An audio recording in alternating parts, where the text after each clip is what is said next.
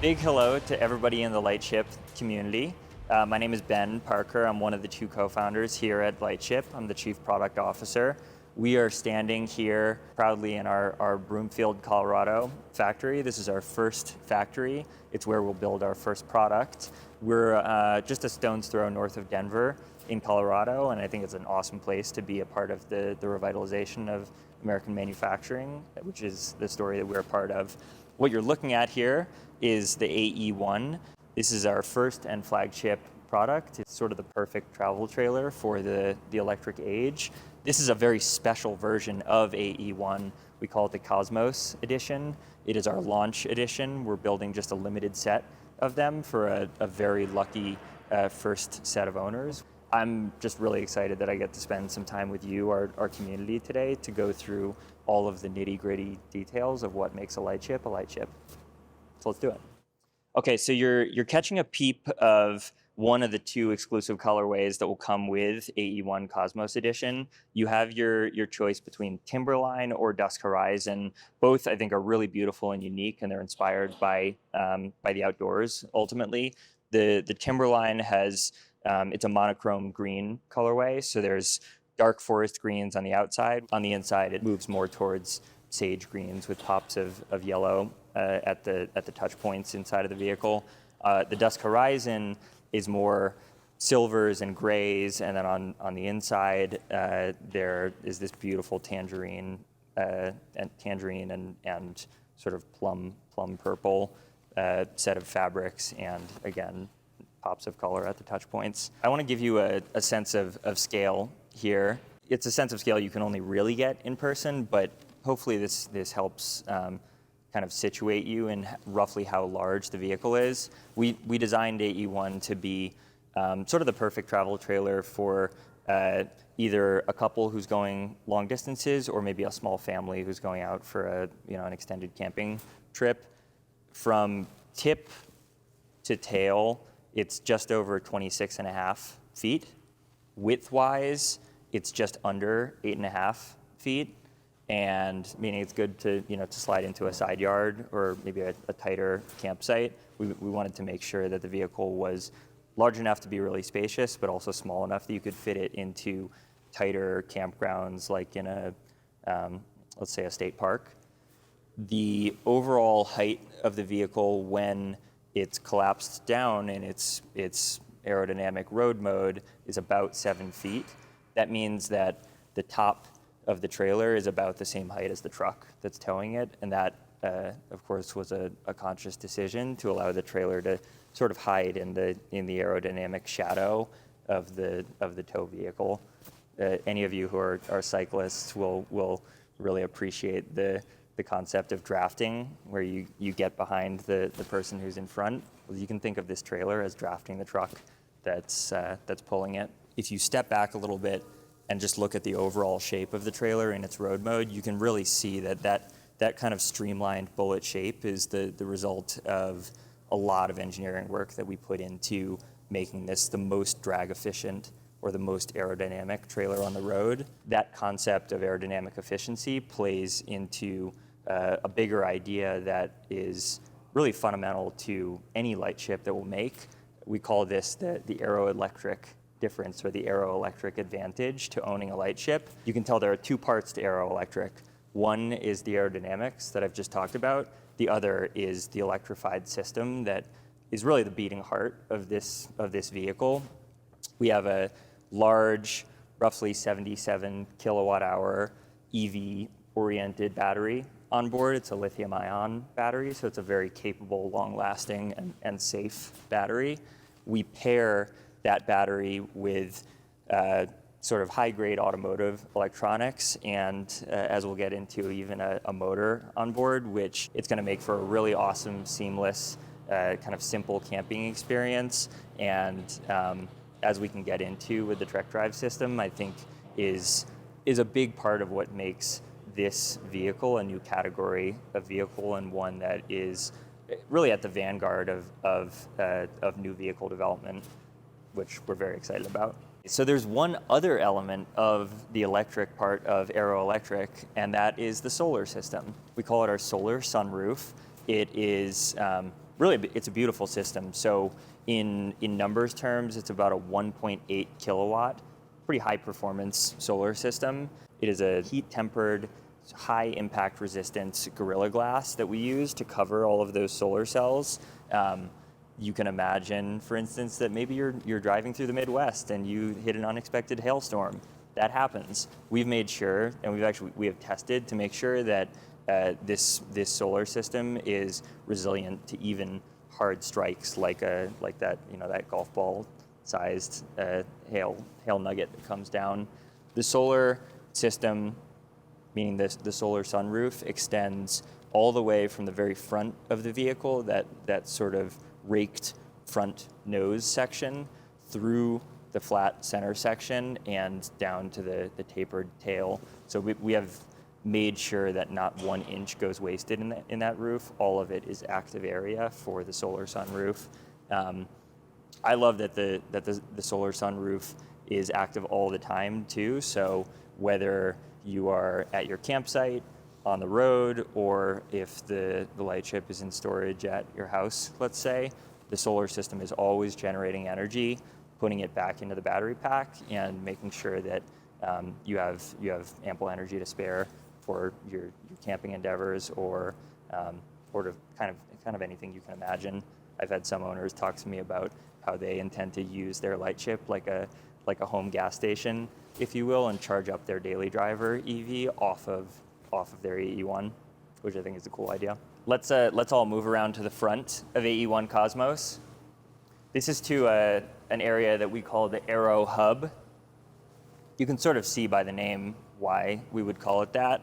This tapered front end, this box section, is all about catching the sort of chaotic air that's coming off of the back of your truck and reattaching it to the form of the Lightship, so that you get that great aero efficiency.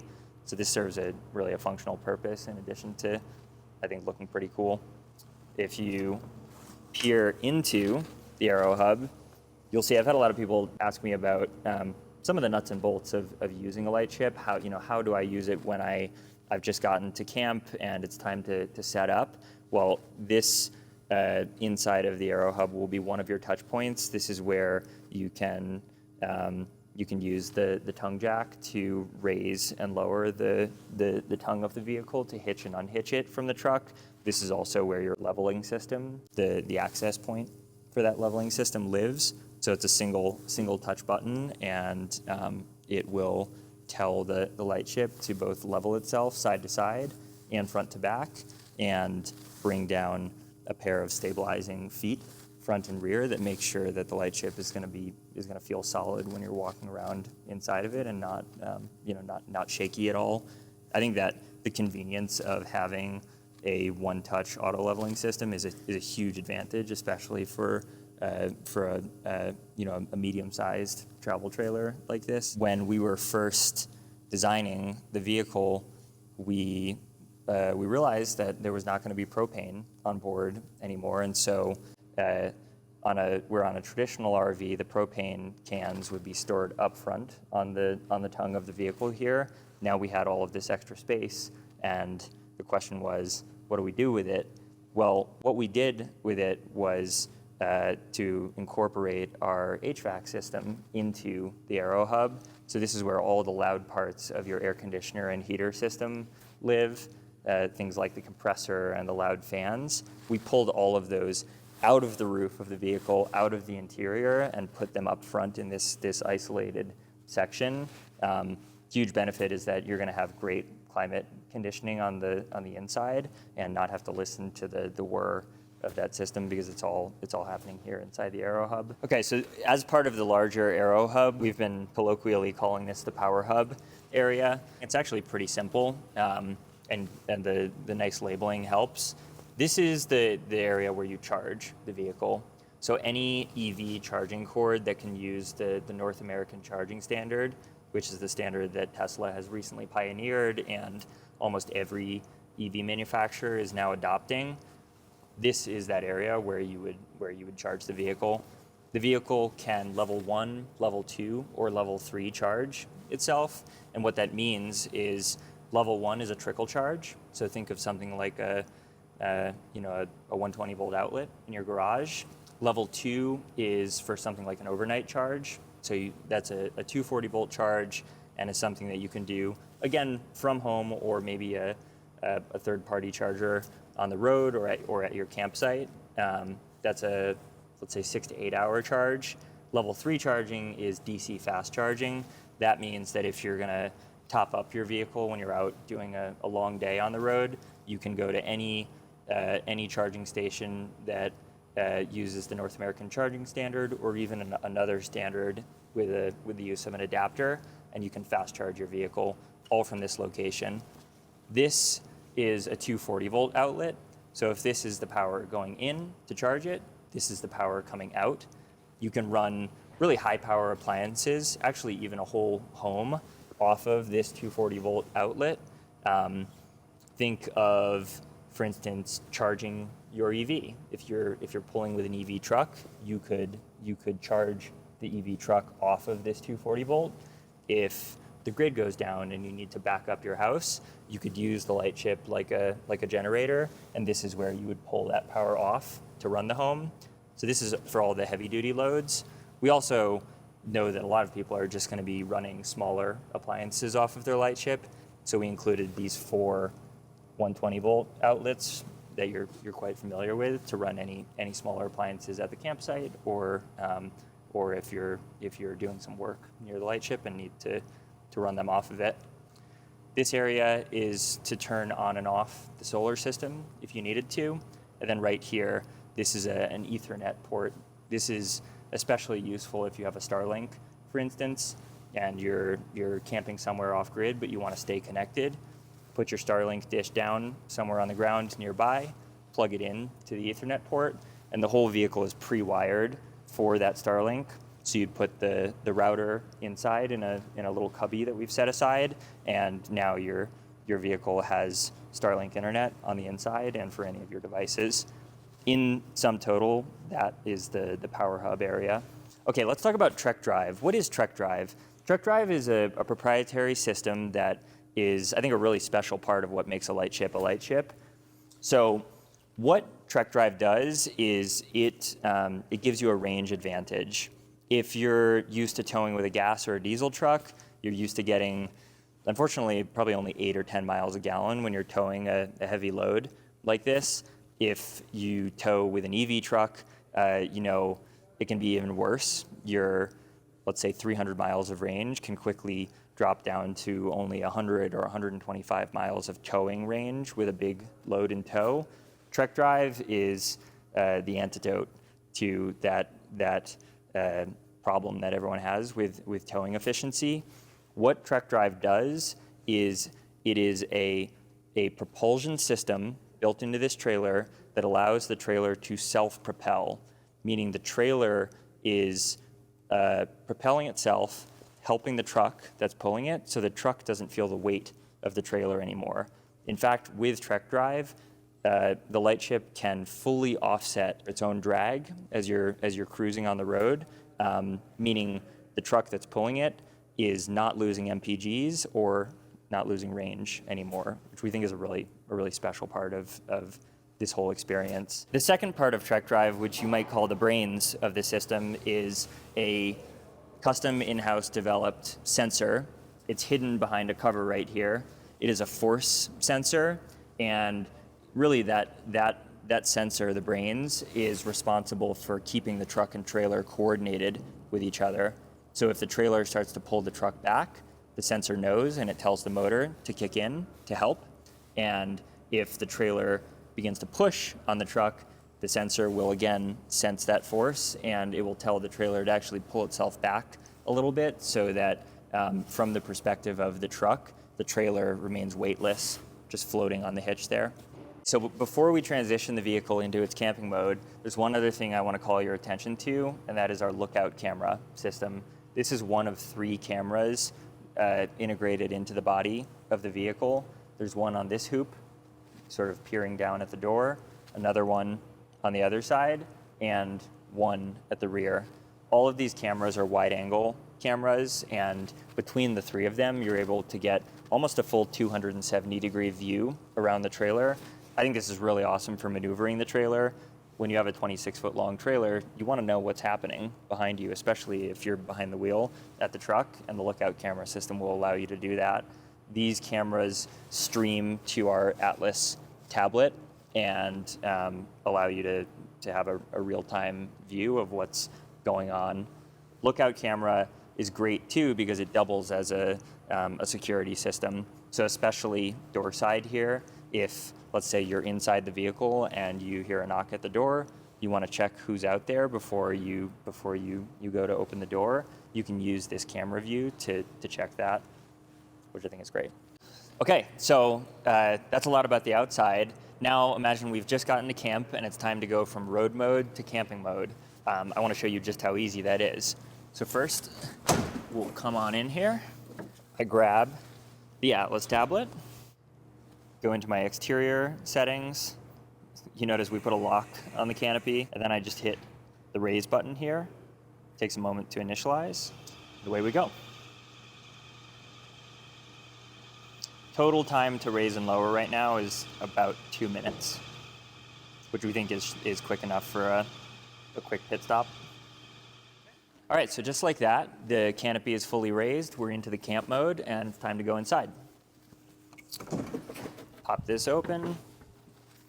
Pretty much everything that you'd want to do with the vehicle, you can do from this system. We call this the Atlas tablet system, and we think it's a fundamental part of what makes a Lightship a Lightship. I want to give you a quick overview here. Within Atlas, you can access your lights, your AirRight climate control system, which we'll talk more about later. Again, this is where you raise and lower the canopy to go between road mode and camp mode. You can check all of your tank levels, for instance, to make sure that you've got enough water to keep camping off grid and that your black and gray tanks are not full. This is where you see your energy status as well. So how much solar am I taking in? How fast am I charging? How much energy am I using for all of my appliances and my other camping loads? We think this is a pretty cool detailed view. And a few other settings like going between camping mode and storage mode, all within this Atlas system. So let's flick on the lights here.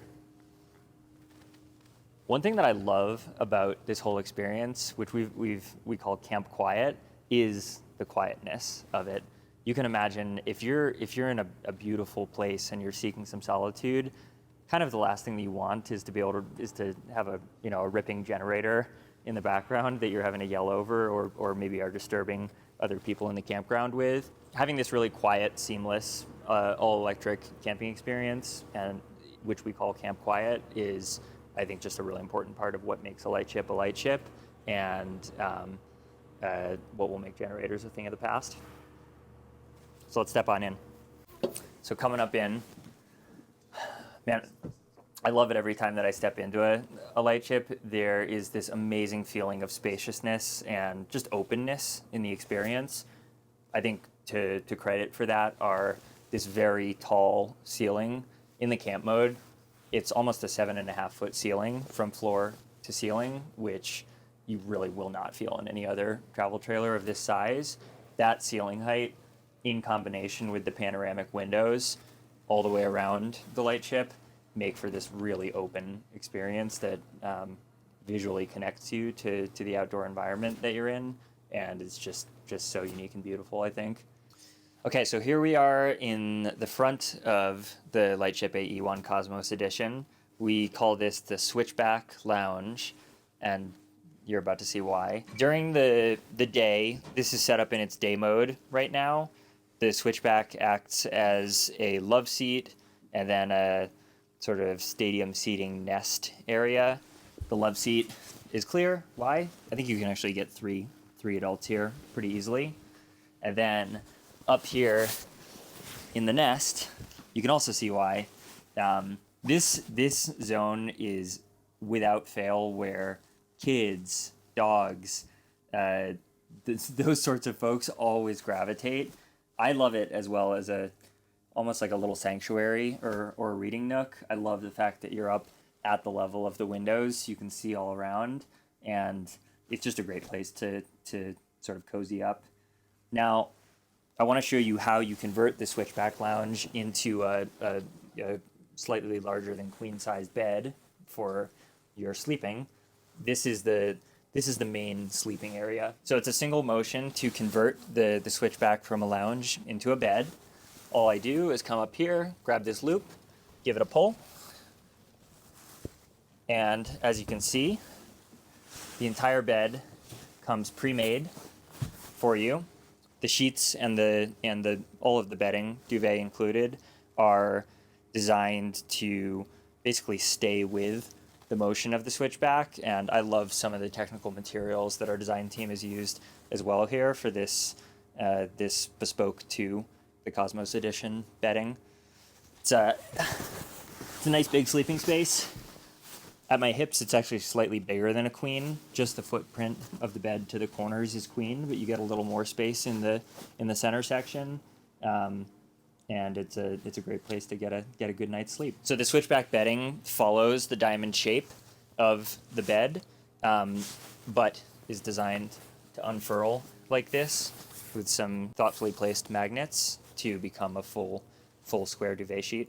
Okay, so moving from front to back, that was the SwitchBack Lounge. Now we're into the dining area. This is a great space for, for adults to fit comfortably, and if you had more than 4, it's pretty easy to put some stools around the other side of the table to fully fill it out. I actually had one of our first dinner parties in a Lightship just last week, and we had 4 of us in here with dinner, all the the pots and pans and plates, and it was no problem. This dining zone converts down into another sleeping space at night. There's just a little pull tab here, which you pull and apply some pressure, and down the table goes. You can see that it comes a bit below the seating cushions, and there's a pair of bedding cushions right here, which come over top to complete the sleeping surface. Just throw a couple of pillows up top there. Converting it back is just as easy as dropping it down. Pull the tab again, and the leg will help you bring it right back up. One thing I love, which I'll show you from my favorite nook in the Lightship, which is right here, is what we call an AirRight system. AirRight is the name for our climate control system. It's an all-electric heating and cooling system, and the question you might be asking is, where does the air come from? If not from the ceiling, then where? And I love the answer to this, which is that we have a blower that's hidden behind the countertop here, just below where my hand is, and the ducts that carry the air are the seat back. So the whole seat back is hollow all the way around, and the air passes through that seat back. It actually kind of warms up the seat back on a cold day, which is nice, and the air comes out through little vents behind the seat back there in a curtain shape, so there's a nice warm or cool curtain of air that sort of wafts out from behind the seat back area. That, I think, is a really unique approach to climate control in an RV, and one that we're proud of. Thinking more about storage now, getting lower, I'll point out, first off, across the vehicle there's a big open storage zone just under the love seat there. There's more kind of hidden pockets, like back through here. This might be magazine storage or for umbrellas or long items. 4 big storage bins along the length of this console. This is sort of a device catch-all zone. It has wireless chargers built in as well. Okay, these windows, the panoramic windows, are a really special part of Lightship AE.1 as well. To open them up, it's pretty simple. You just flip this handle around, and they're gas-assisted open. I love it when all 4 are open, this one, that one, and the 2 behind the galley kitchen, because it really gives an open air, almost a gazebo feel to the Lightship on a nice day. This is a good zone for passing things like food or drinks, for instance, in and out of AE.1 as well. You'll see 2 pull tabs on all of the opening windows. All of the opening windows have both a blackout shade for privacy or to help you sleep, and a bug screen, so you can pull down the bug screen on every window to keep the critters out, but the nice air wafting. All right, now back into another great zone of AE.1. This is our galley kitchen.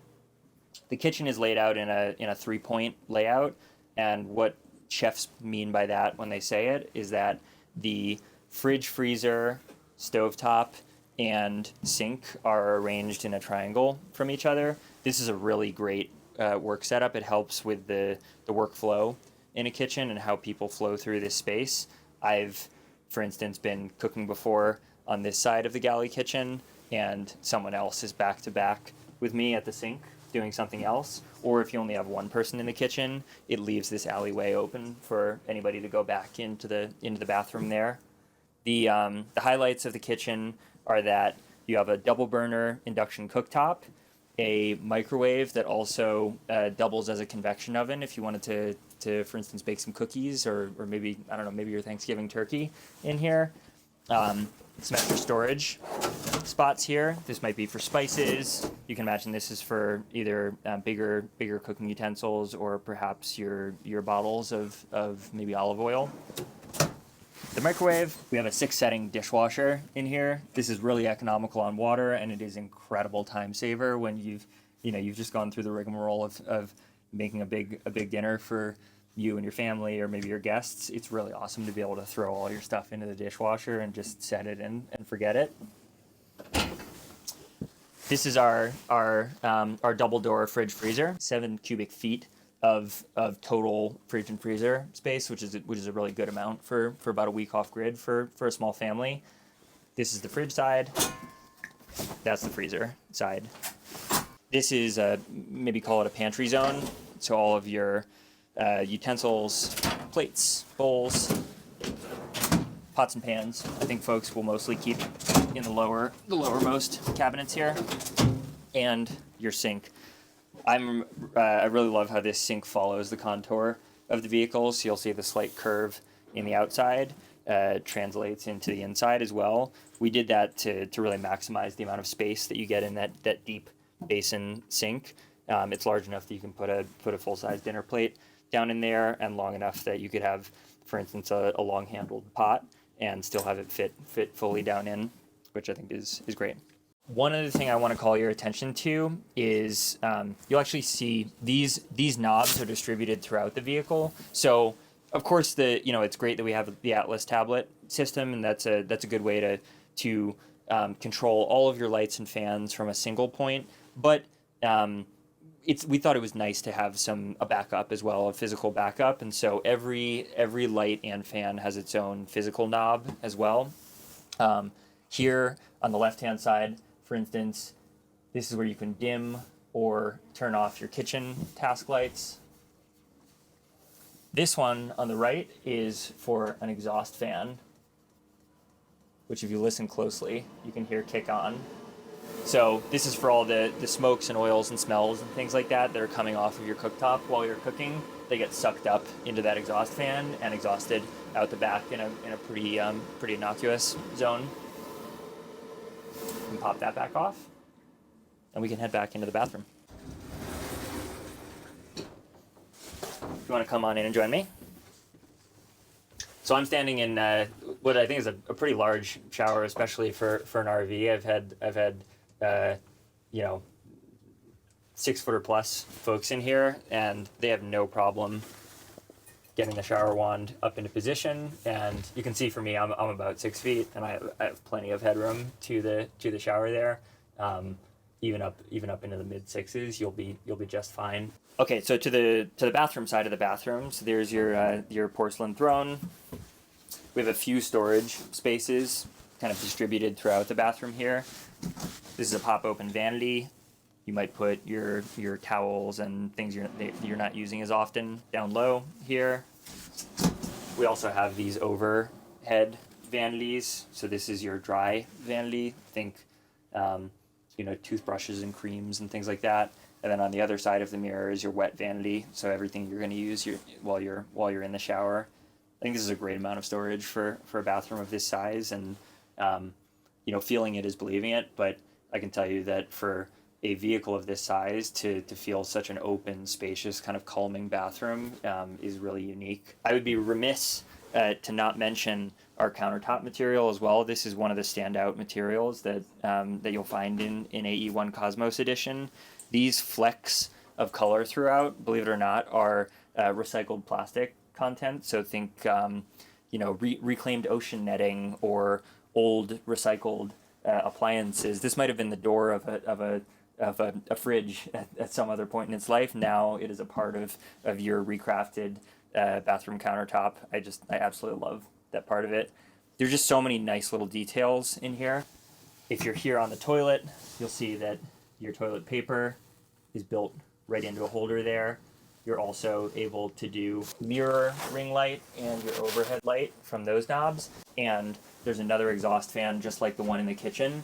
This one is for exhausting steam out of the shower area. It's just right up in the ceiling there. Privacy film on both of the glass windows in the bathroom for privacy, of course. Really awesome little details like the lid for the toilet. There's a sculpted zone for it to fit right into the trim of the bathroom.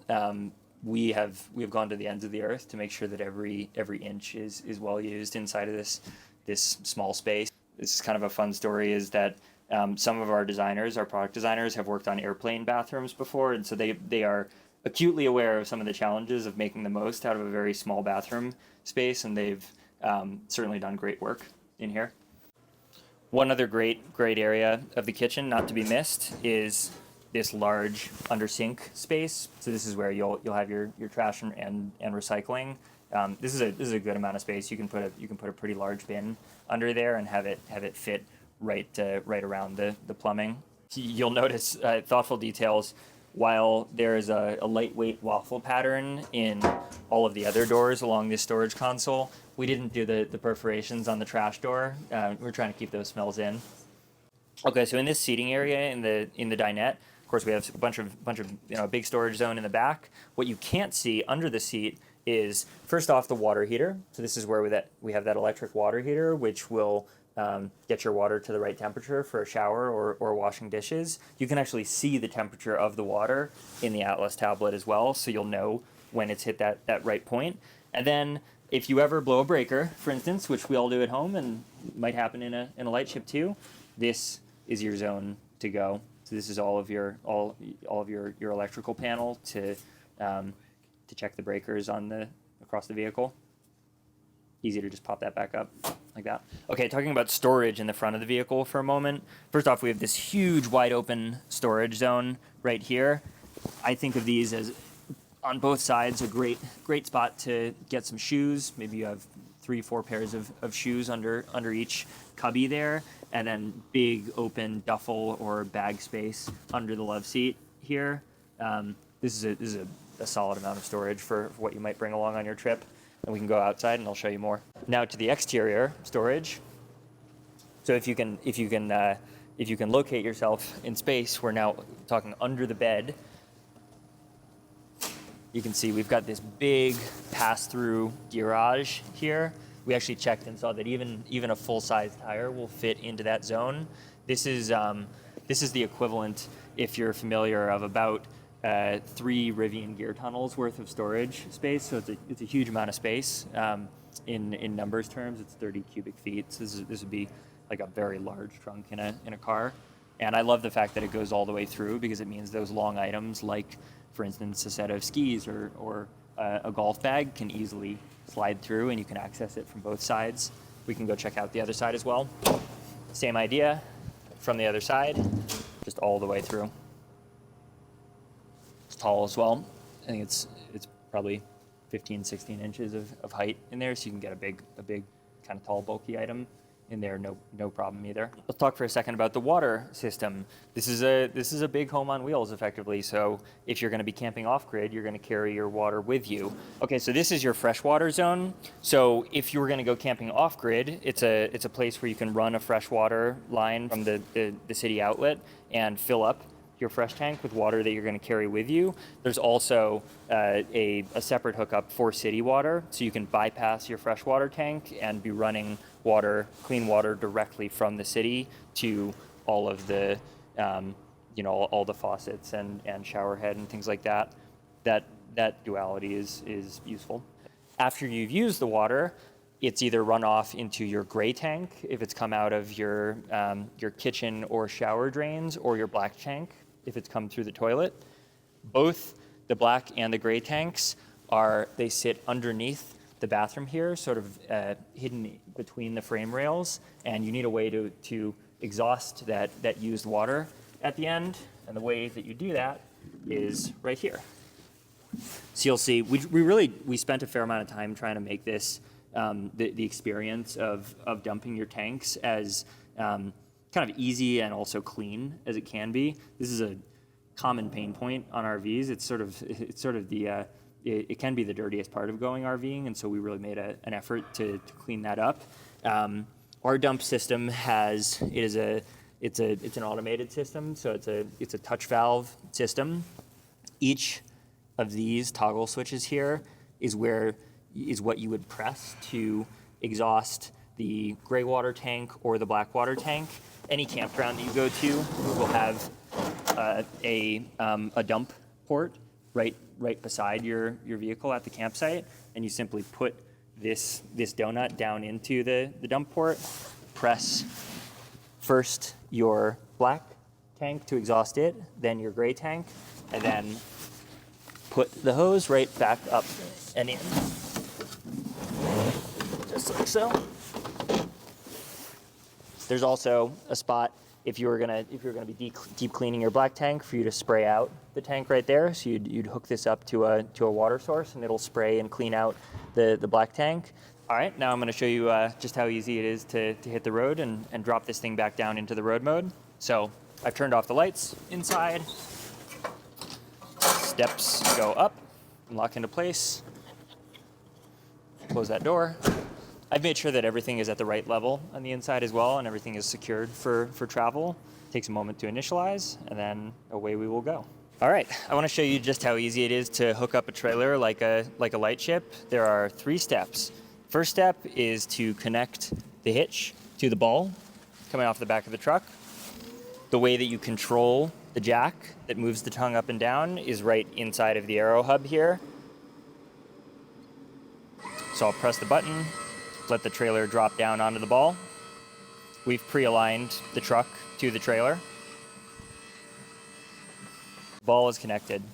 We latch the ball in place by dropping this handle down and use our safety pin to make sure that this connection stays solid. Step 2, connect your safety chains. They include a breakaway cable for emergency brakes in case the trailer and the truck were ever unintentionally disconnected. There are 2 hooks on the tow vehicle, one on this side, and I'll come across.